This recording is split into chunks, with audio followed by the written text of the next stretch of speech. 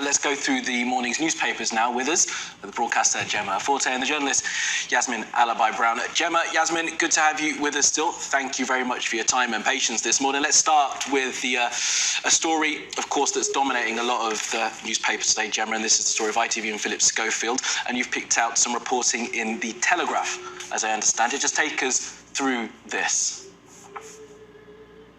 So, as you say, this is the story that's been dominating headlines and social media for the last week or so. This particular aspect of it focuses on Dr. Ranj, who's pictured there, and he was part of the programme for around a decade, and he has essentially done a bit of whistleblowing. He is saying that while he was on the programme, he did try to approach senior people at ITV to say that he wasn't comfortable with the culture there, and that as far as he saw, there was bullying going on. And he really feels that he wasn't heard and that he was sort of managed out of the show after a while, and that took a toll on him. So he is speaking out, and I think perhaps with everything that we're seeing, there will probably be more people who feel that they can now tell their stories.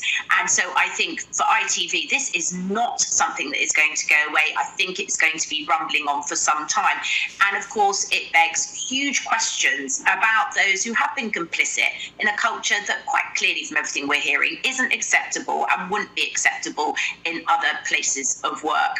And it also asks questions about sort of the dominance of a handful of stars and why that is problematic and why it is enabled just for ratings. Yeah, I mean, Gemma, to be fair, ITV bosses all said that they didn't know anything about this and they were lied to. So let's, give them their dues. If Philip Schofield was telling them something and something else was happening, that's for them to deal with. Let's move on just quickly as well to the Yasmin, while we're on this story. And this is sort of the future of the show, isn't it? I mean, the show will go on, perhaps, but ITV's had to deny that they're going to cancel it. And there are some, including the person who launched this morning in the papers, saying that perhaps it is best if the show itself was just to go and something else was to take its place.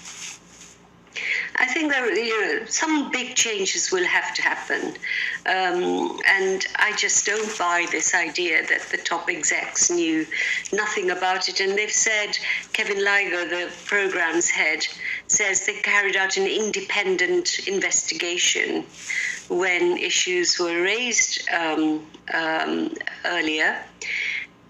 We all know what investigations can do and can't do. So I think some big change will have to happen.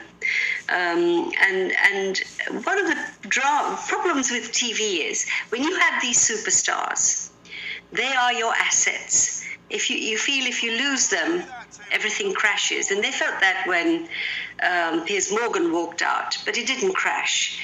And there are good people who work on it, including very good presenters. But when you've created this monster, you can't keep defending it. And that's the problem for them all. Yeah, we'll see what happens. The show is going to be on in just over an hour's time, so we'll see how they deal with what's been going on over this weekend. Right, let's move on to another story. And Gemma, this is in the Daily Mail, and this, I think, is all about the weather. It's lovely this weekend. I think it's going to be lovely this week too, but I just keep thinking about that 40 degrees we had last year, and I'm not looking forward to it when it gets that hot again.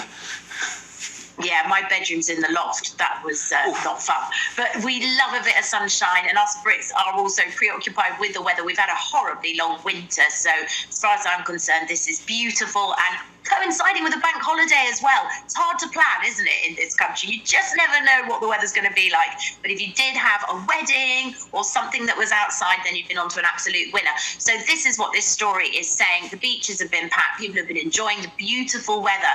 I'm so sorry to say that the last paragraph is horribly tragic, that a few people in their 20s have drowned swimming in rivers and so on. So the only thing I can say there is be extraordinarily careful if you're planning on doing the same. But other than that, it does look like we're in for some warm weather over the coming weeks. Yeah, we'll reiterate that. Just be careful if you're going to swim in open waters. And Yasmin, did you enjoy the weather that we saw this weekend? And I bet you're looking forward to it for the next couple of days. Oh, God. We had a picnic yesterday. Yeah, lovely stuff. The first picnic. I love picnics. And it was very funny. People had put towels on benches to reserve them like they do around swimming like a lilo. 4 fight them for a bench. It was great. That is very good. We managed to get the grill on for the first time yesterday, so it was lovely to be out there in a bit of warmth. All right, let's move on to another story here, and this is in The Guardian, Yasmin, that you've picked out. Just take us through the reporting for this particular story.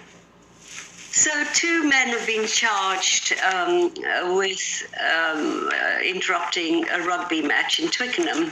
They got onto the pitch and ground and threw some orange-yellow powder, and they've been arrested and they'll be charged. I have to be, and this may be controversial, but I think a protest like this does not warrant heavy-handed interventions. Well, we are now in a place where protest has, almost all kinds of protest has been made unlawful, and people are falling foul of it.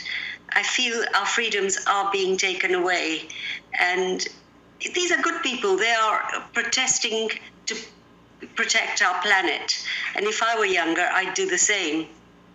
So that might be controversial, but there it is. Well, we like a bit of controversy sometimes on this show. Gemma, you were nodding along with some of that. I mean, the point is, of course, that these guys disrupted a sporting event, and it was disruptive for those people who paid all that money and travelled across the country to watch their teams play, and that's probably why there were those arrests made.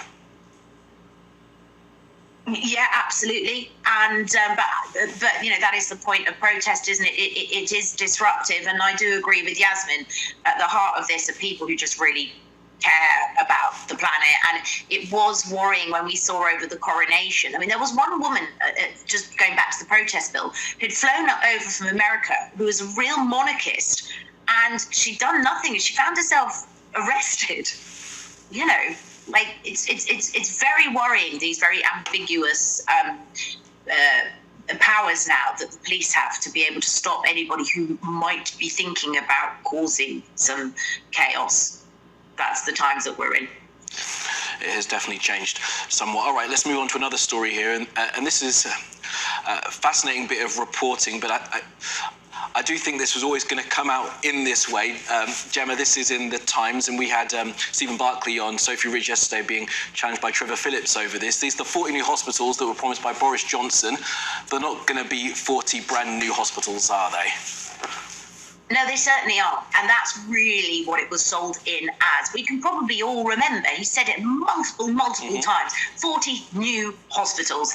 And then Steve Barclay was on a show yesterday, and it just really undermines his authority when, quite understandably, journalists such as yourself, presenters such as yourself, are saying, well, where are these new hospitals then? They just simply don't exist. And then he's trying to sort of backpedal and say, oh, well, you know, we've built, it includes schemes, or we've built an extension. It's like, well, I'm sorry, if you put a conservatory on the back of your house, have you built a new house? No, you haven't.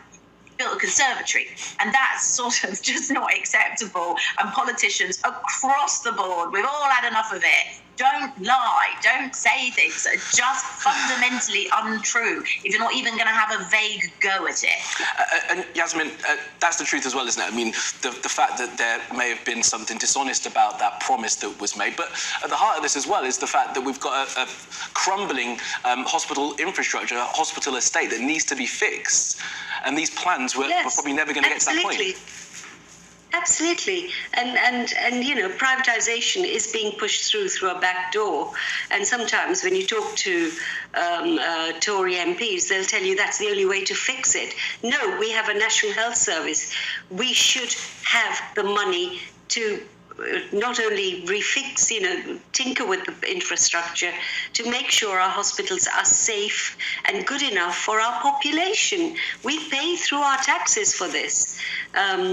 It's a scandal. It's a terrible scandal what they've done to the National Health Service and to our schools, actually. Okay, but that is a topic for another day, Yasmin. I do appreciate that point, and it does remain to be seen exactly when these hospital refurbs will be done and the new buildings that they say that they're going to build will actually come on stream. But 2030 was the target, but they're probably not going to hit that. Gemma, Yasmin, Real pleasure to speak to both of you today. Thank you so much. Enjoy the rest of the bank holiday. Enjoy the weather. I can feel the sun is coming out here at Sky Central. And plenty more to come on Sky News Breakfast as world leaders congratulate President Erdogan on winning Turkey's presidential runoff election. We'll have more after the break.